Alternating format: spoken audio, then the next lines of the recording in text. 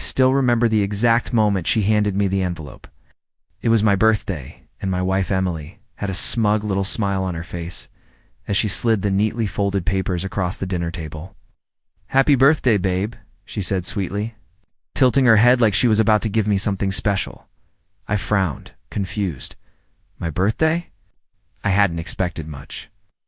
Maybe a cheap cologne set, or one of those generic gift cards she'd grab last minute from the grocery store, but this felt different. I picked it up, my fingers brushing over the thick, high-quality paper. It wasn't a greeting card. It was official. It was legal. Divorce papers. The words hit me like a freight train, but I kept my face completely blank. I looked up at her, waiting for the punchline. Some kind of cruel joke, right? Elbows resting on the table, that same smug smirk never leaving her face. "I think it's time," she said with a little shrug, as if she were discussing what movie to watch. "I've already signed everything. All you have to do is put your name on the dotted line." My heart pounded in my chest, but my expression remained eerily calm. I tilted my head, examining her almost like a scientist observing a lab rat. She was confident. No, cocky. It wasn't the nervous expression of a woman breaking difficult news to her husband of 10 years. No hesitation, no guilt. That meant only one thing: she had someone else. And suddenly, I knew exactly who. His name was Zach Whitmore. He was my wife's business mentor, some wealthy real estate developer she met at a networking event last year. I had seen his name pop up on her phone more times than I could count. Texts at odd hours. Hushed phone calls where she'd step out onto the balcony thinking I wouldn't notice. I did. I noticed everything. Emily was already talking again, rattling off some nonsense about how we had grown apart, how she wanted to find herself, how she was doing this for both of us. I barely heard a word because my mind was in a million directions. She expected me to break, to beg, to fall apart like some pathetic, heartbroken fool. But instead, I smiled a slow, calculated smile. "Wait till your lover sees this," I murmured, sliding the papers back across the table toward her. Her smirk faltered, just for a split second. "Excuse me?" she said, her voice a little too sharp, a little too defensive. Leaned back in my chair, stretching my arms. "Nothing," I said, easily. Just thinking about how he's going to react when he realizes what's really going on. Emily's posture stiffened. "What are you talking about?" I let out a soft chuckle, shaking my head. "Oh, sweetheart," I said, mocking the way she used to say. To me, you didn't really think you were the only one keeping secrets, did you?" Her face went pale. For the first time, I saw fear in her eyes. She had spent the last year plotting this, sneaking around, crafting her little fantasy, where she left me behind like yesterday's trash and rode off into the sunset with Zach Whitmore. But she had no idea what was coming, and I couldn't wait to watch it all come crashing down. Emily's face drained of color, her hands tightening around the glass of wine she had been sipping all evening. For the first time since she had smugly handed me those divorce papers, I saw something flicker across her expression. Uncertainty. She thought she had it all figured out, that I would crumble, that I would react the way most husbands would. Rage, tears, accusations. Maybe I'd even beg her to stay, ask if we could work things out. Instead, I had smiled, and that terrified her. "Stephen," she said, her voice carefully measured now. "What are you talking about?" I leaned back in my chair, studying her, tilting my head slightly, as if I were analyzing a puzzle that suddenly didn't fit together the way I thought it did.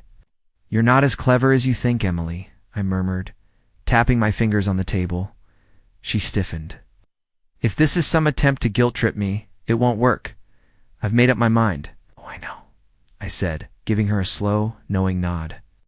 "You made up your mind months ago? You think I didn't notice the late nights, the mysterious business trips, the way you started dressing like someone else entirely?" Emily swallowed hard, her grip on the wineglass tightening. She knew I had figured it out, but she had no idea how much I knew. I reached into my jacket pocket and pulled out my phone, tapping the screen lazily. Then I turned it toward her. Her breath hitched. On the screen was her, a photo taken from across the street. right in front of the extravagant penthouse where her precious Zach Whitmore lived. It wasn't just a one-time thing. No, I had plenty of these different nights, different outfits, but always the same pattern. Her car parked outside, Emily stepping into the building with a look of pure excitement on her face. She never looked at me like that. I swiped to the next picture. This time it was her and Zach, the two of them at a private restaurant, his hand resting a little too low on her back. The way she was leaning into him, her eyes glowing with admiration. Swiped again. Ah. Emily entering a hotel, her hand in his. Her wedding ring gone, her lips parted in a soft smile. Her expression wasn't that of a woman making a mistake. No, she was thrilled, and she thought I was an idiot.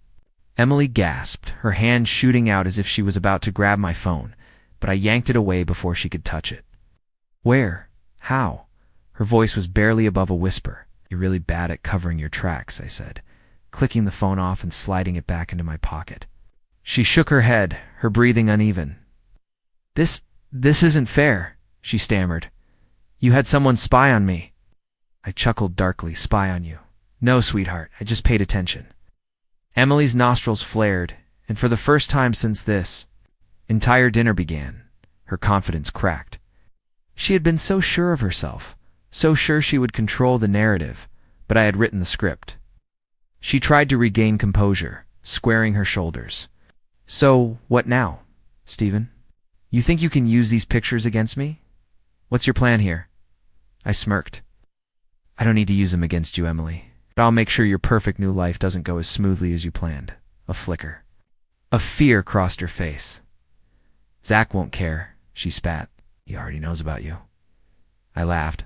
Oh, I know he does. Just doesn't know everything. Emily swallowed. What do you mean? I leaned in slightly, lowering my voice to a conspiratorial whisper. Did you tell him about your credit cards? She blinked, caught off guard. I tilted my head about the joint accounts, the investments. In your name? Well, let's not forget the little vacation house in Palm Beach you bought with my money. Her mouth opened slightly, but no words came out. That's right, Emily. I knew.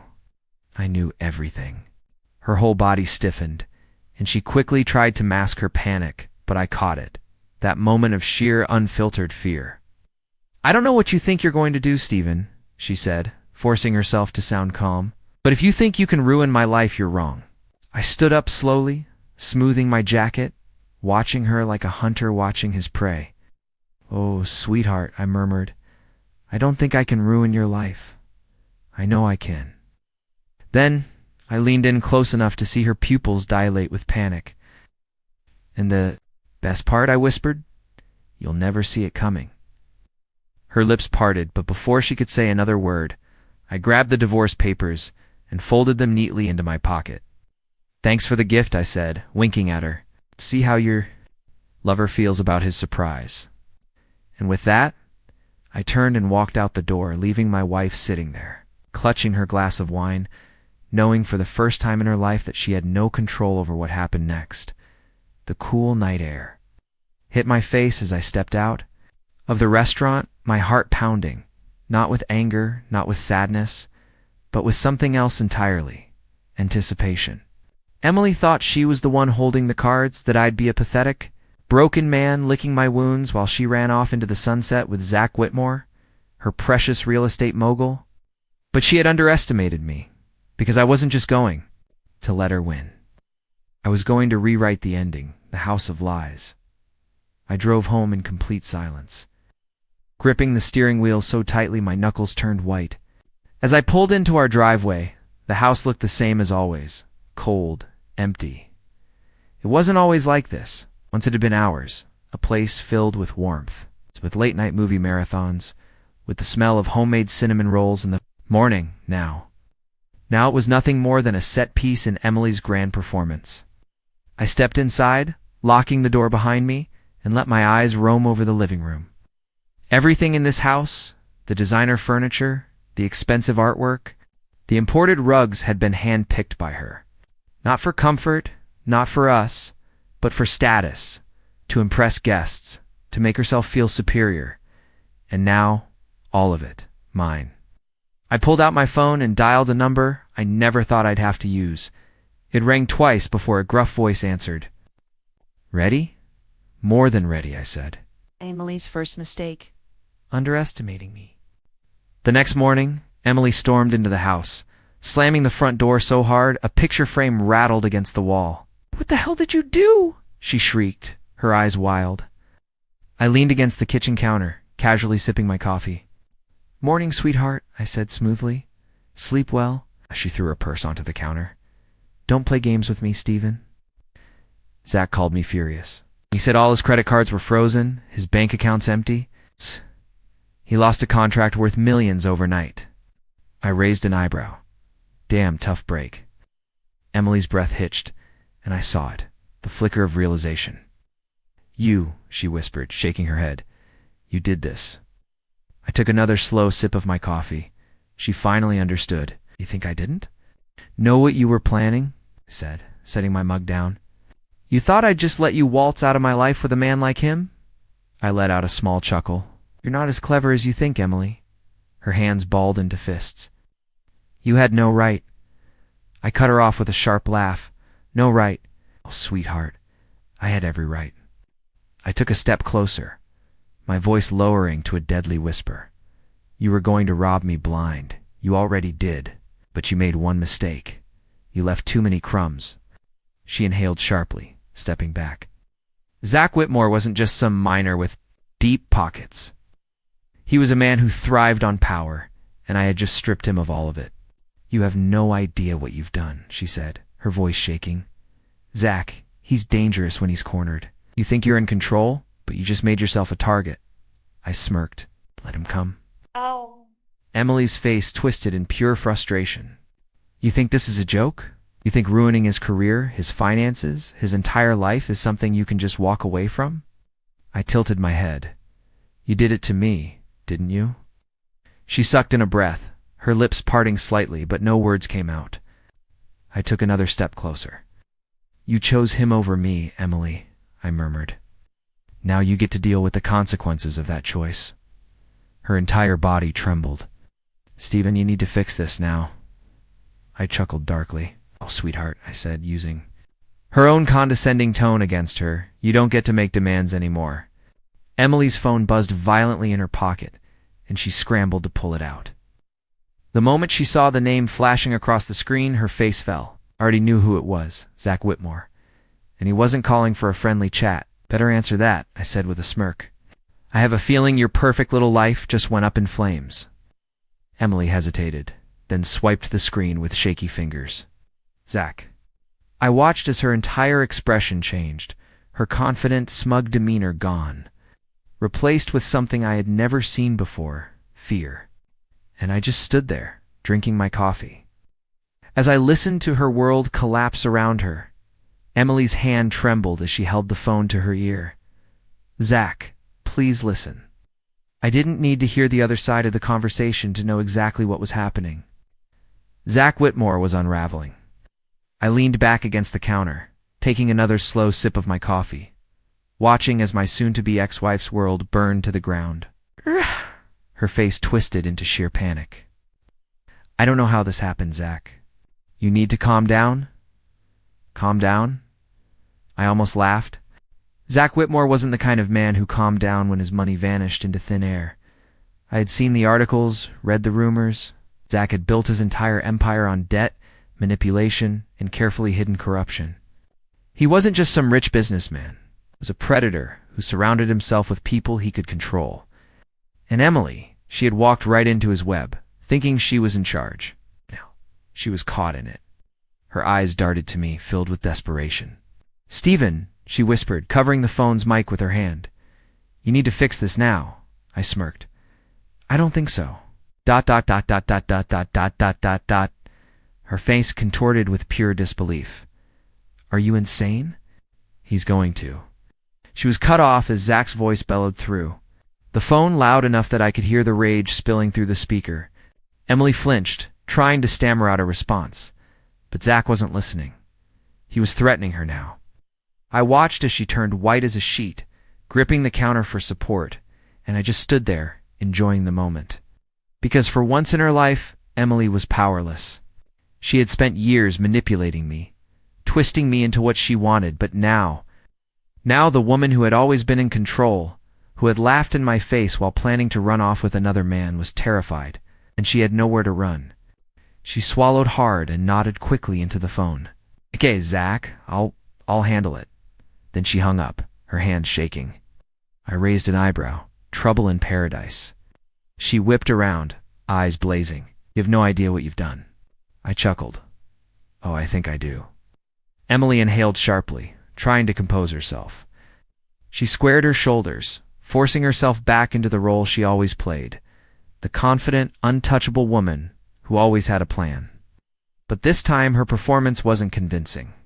"Stephen," she said slowly, carefully, "I know you're upset, but this has gone too far. You don't understand. Zach isn't like other men. He doesn't just forgive things like this." I tilted my head. "Good." Emily's lips parted slightly, caught off guard. "What?" I set my coffee down, stepping closer. "You think I'm afraid of Zach?" I murmured. "You think I'm afraid of you?" Emily's throat bobbed as she swallowed hard. I leaned in. "You thought you could humiliate me?" I whispered. "That you could replace me, that I'd just roll over and let you walk away with everything." I took another step forward. "But you were wrong." Emily backed up against the counter, trapped. I smirked. "And now you get to watch it all fall apart." She clenched her jaw. "This isn't over," I chuckled. "Oh, sweetheart." I reached into my pocket, pulling out the neatly folded divorce papers she had given me. Then, in one slow, deliberate motion, I ripped them in half. Her eyes widened in horror. "You don't get to decide when this ends," I murmured, tossing the shredded paper onto the counter. Emily froze, because she had just realized something. She wasn't divorcing me. I was divorcing her. And I wasn't going to let her walk away clean. She was about to lose everything, and I was going to enjoy every second of it. Emily just stood there, staring at the torn divorce papers on the counter, like she couldn't believe what had just happened. For the first time in her life, she wasn't the one pulling the strings, and she hated it. I could see it in her eyes, the way her mind was racing, desperately trying to figure out a way to get control back. But she had no idea that it was already too late. I had planned for this. I had been waiting for this. A not-so-happy homecoming. I stepped past her, walking toward the hallway like I didn't have a care in the world. "Where are you going?" she snapped, finally regaining her voice. I smirked. "To pack?" Her breath hitched. "Pack." I turned back toward her, slipping my hands into my pockets. "Yeah, I figured since I'm not signing those divorce papers, I should probably make myself comfortable for a little while longer." Emily's lips parted slightly. "Stephen," she started, trying to sound firm, "you don't live here anymore?" I chuckled. "Oh, sweetheart, you really should have read the fine print before you started plotting your great escape." I pulled out my phone and tapped the screen a few times before turning it toward her. Her face drained of color the second she saw what was on the screen. A legal document, a property agreement signed by both of us. "See," I said, tilting my head. "While you were busy sneaking off to your boyfriend's penthouse, I was talking to a very good lawyer. Turns out the way you handled our finances, the assets you moved around, the investments you made without my consent, that gives me the right to freeze everything." Emily inhaled sharply. "You're bluffing." I smirked. "Am I?" I swiped to the next document. A court order. One that put an immediate hold on all of her accounts. One that legally prevented her from selling the house, liquidating our joint assets, or moving any more money around until further notice. I watched as her hand shook. You had no right." "I had every right," I cut in smoothly. "See, while you were out planning your new life, I was making sure you wouldn't be able to afford it." Her mouth opened and closed like she wanted to say something, wanted to argue, but she couldn't, because for the first time she had no power here. A knock at the door. The tension in the room was thick enough to choke on. Emily was seething. I could almost hear the gears turning in her head, trying to come up with some kind of way out. And then, ding-dong. The sound of the doorbell shattered the silence. Emily stiffened. I didn't move. Ding-dong. Louder this time, more insistent. Emily's breathing grew uneven. I watched as her hands clenched at her sides. I raised an eyebrow, expecting company. She didn't answer. Instead, she turned on her heel and practically sprinted toward the door. I followed, slower, more deliberate, and when she yanked it open, she froze. Her entire body went rigid. I stepped up behind her, peering over her shoulder, and there he was. Zach Whitmore. Ah! His suit was wrinkled, his tie was loose, his usually slick-back hair was slightly disheveled, and his eyes, they were blazing with fury. Emily swallowed hard.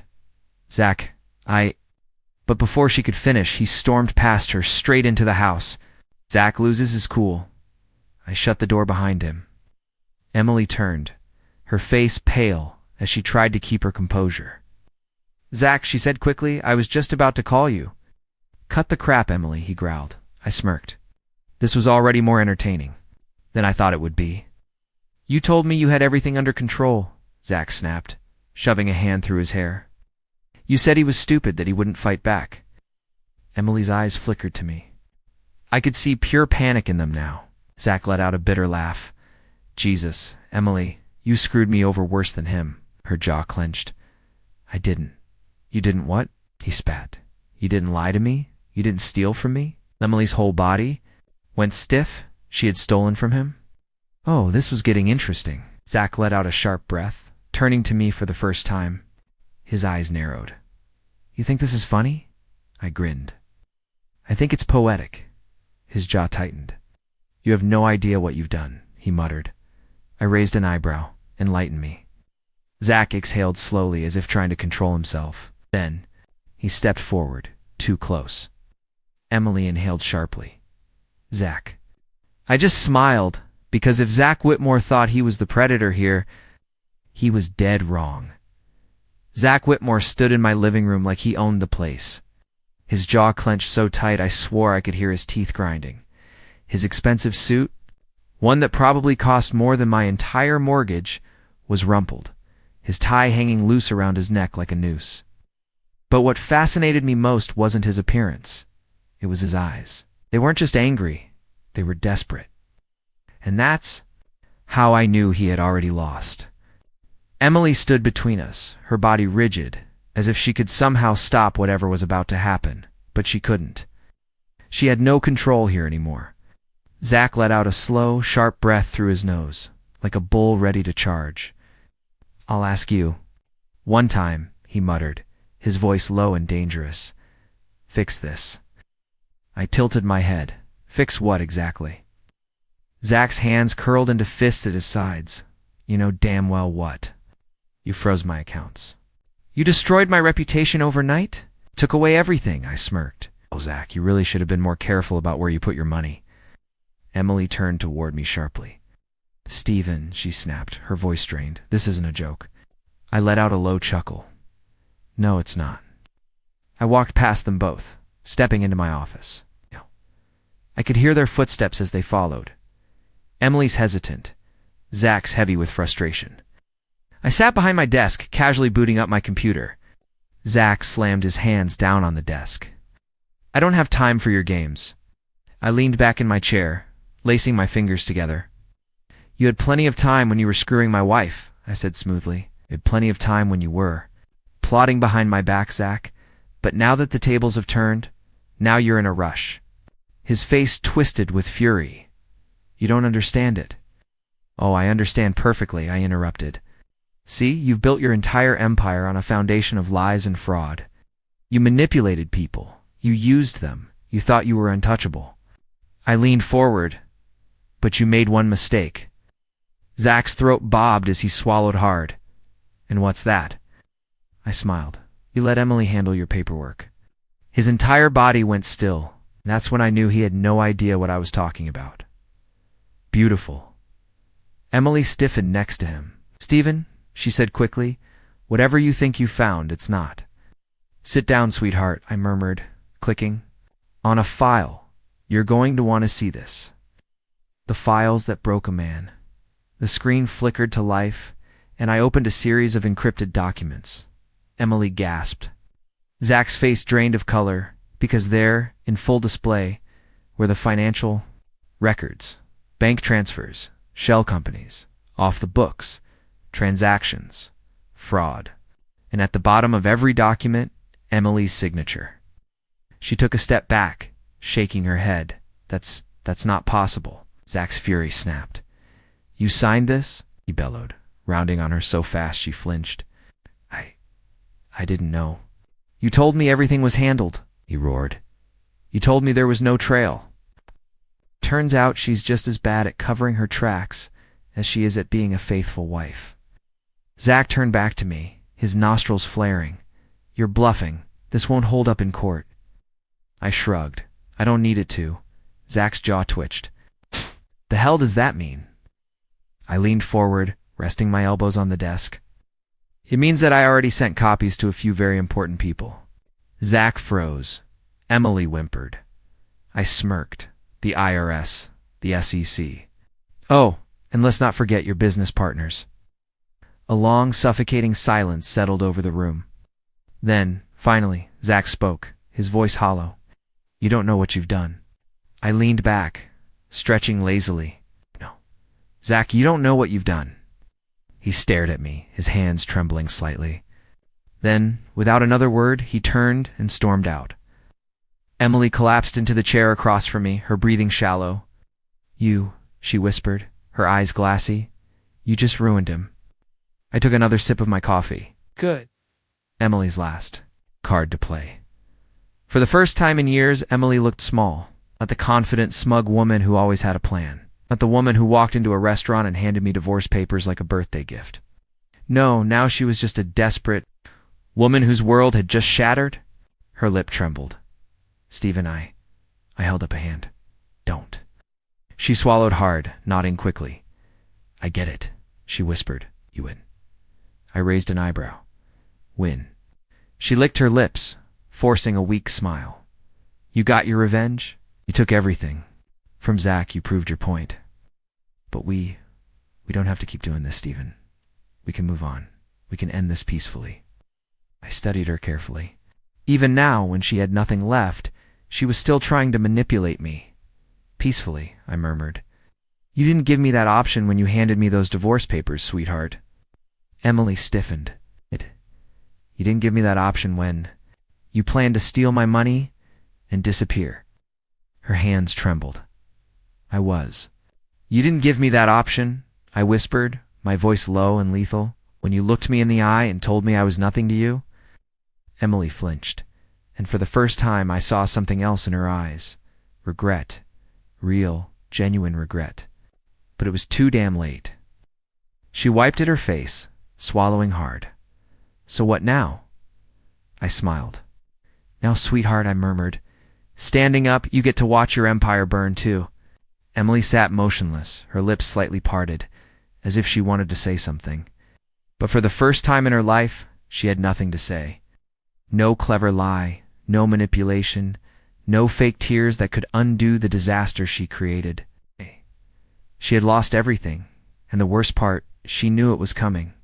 Now, I leaned against my desk, arms crossed, watching as reality crashed down on her. You were never in control, Emily, I murmured. You just thought you were. Her chest rose and fell in shallow, uneven breaths. She swallowed hard, then tried. Again, Stephen, please. I tilted my head. Please, what? Her fingers dug into her thighs, her shoulders hunched forward in defeat. I made a mistake, she whispered. You thought you were untouchable, I finished for her. That you could screw me over, walk away, and never face the consequences. She let out a soft, shaky breath. Then she did something I never expected. She started to laugh. Emily's delusion. The laugh started off small, just a chuckle, but then it grew, twisted, broken, almost hysterical. I raised an eyebrow. Something funny? She shook her head, wiping her eyes. "Do you think you won?" She said breathlessly. I smirked. I know I did. She let out another short laugh, then straightened up, smoothing her hands down her skirt like she was reassembling herself. "Stephen," she said softly, her tone almost amused, "you really think ruining Zach means you ruin me?" I narrowed my eyes, her lips curled into a slow, sickly, sweet smile. You think I didn't plan for this? For the first time in this entire game, I felt something shift. I had destroyed Zach. I had ripped apart everything he built, leaving him a shell of a man. And Emily had just stood there, shaking, watching it happen. But now she looked like she knew something I didn't. And I hated that. I pushed off my desk, stepping toward her. Wait. What did you do? Her smile grew, and then she pulled out her phone. I stiffened. She tapped the screen a few times, then turned it toward me. My stomach dropped because there, displayed in clear, painfully sharp resolution, was a series of bank transactions. My bank transactions. Money transfers I had. Made records that, to someone who didn't know better, looked a hell of a lot like fraud.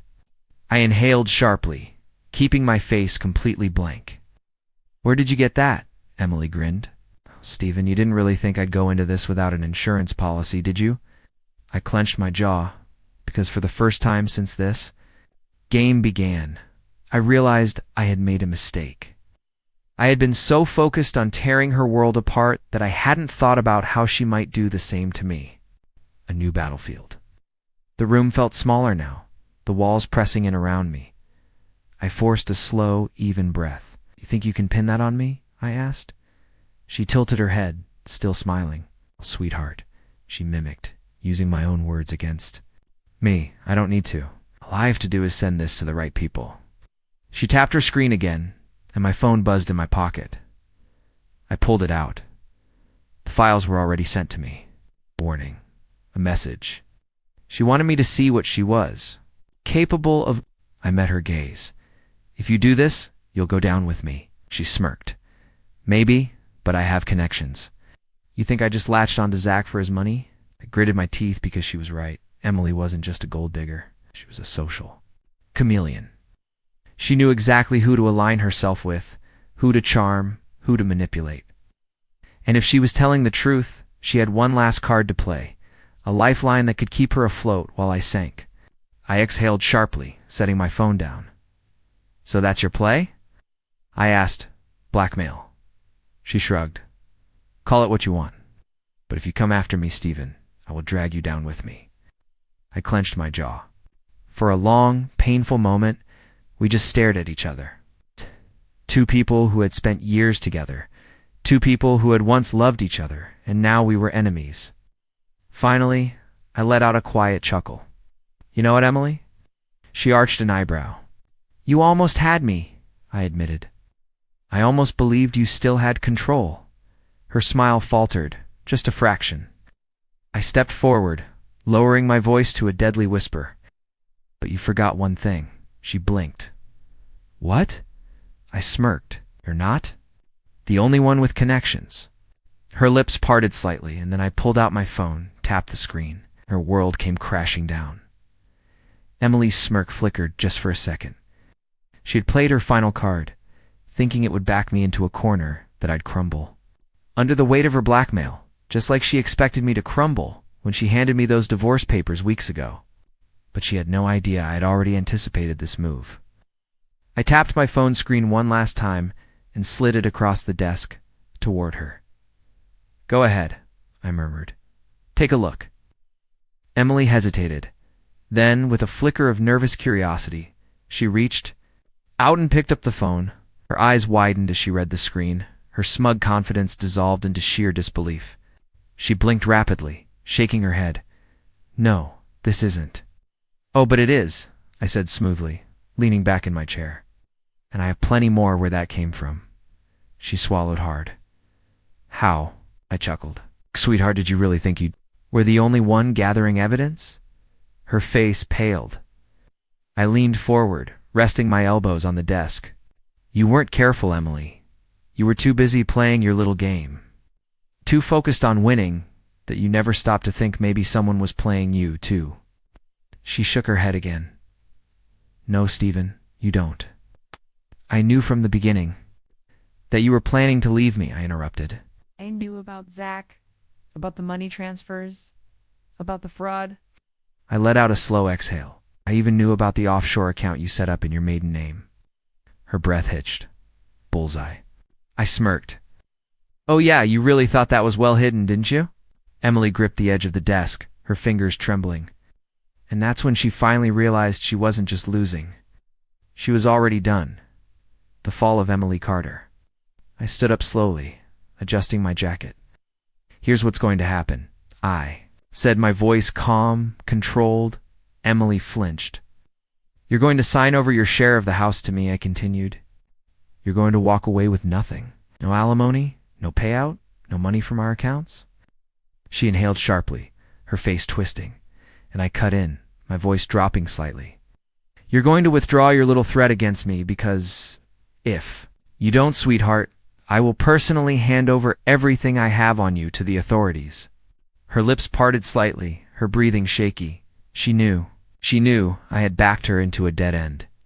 If she tried to take me down, I'd drag her down with me. And unlike me, Emily had no way out. She wasn't connected enough to dodge the fraud charges. She wasn't powerful enough to make this disappear. She had built an empire of lies, and I had just set fire to all of it. Her hands trembled as she exhaled shakily. You're really going to do this? I smiled. I already did. Silence stretched between us. Then, finally, she slumped forward, defeated. She had nothing left. She had to surrender. She grabbed the pen off my desk and with shaking fingers signed everything away. Her house, her money, her power. When she was done, she let out a shaky breath and looked up at me. For the first time in her life, she looked lost. What now? She whispered. I picked up the signed papers, folded them neatly, and tucked them into my pocket. Now, I said, turning toward the door, now you get to live the life you chose.